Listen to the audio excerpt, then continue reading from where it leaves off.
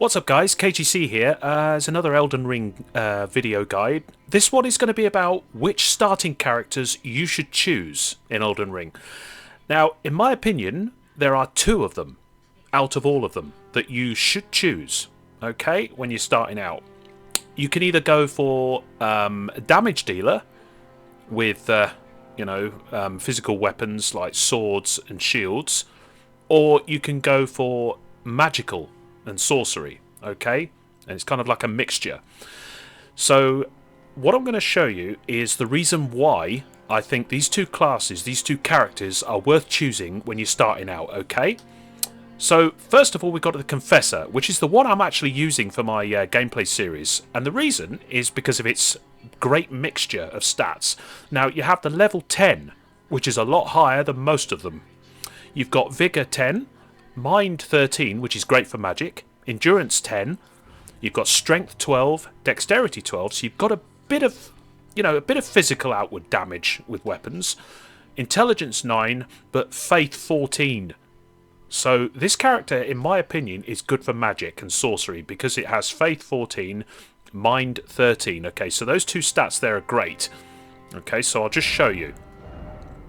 Ooh. So Mind, the attribute that determines faith points, also affects focus. And then you've got Faith, attribute required to perform sacred incantations like healing and things. Also boosts magic power and of faith scaling incantations, okay? So that's really useful. Also, if you want to deal outward damage, as in melee damage, physical damage, I think everybody, including myself, would recommend the Vagabond. You start at level 9, so you've got Vigor, which is 15, so that is basically attribute governs health points, HP. Also affects fire resistance and immunity, so immunity is really, really useful, and that's at 15.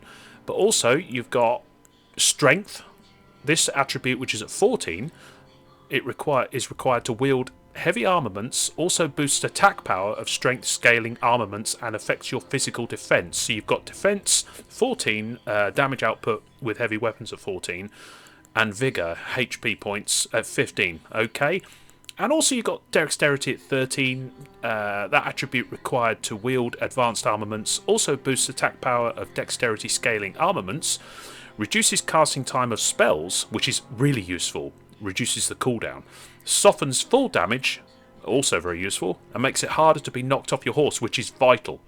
Okay, so I mean the Vagabond, I think everybody's saying, is, if you are wielding sword and shield or double-handed swords, is a really great character class to start with.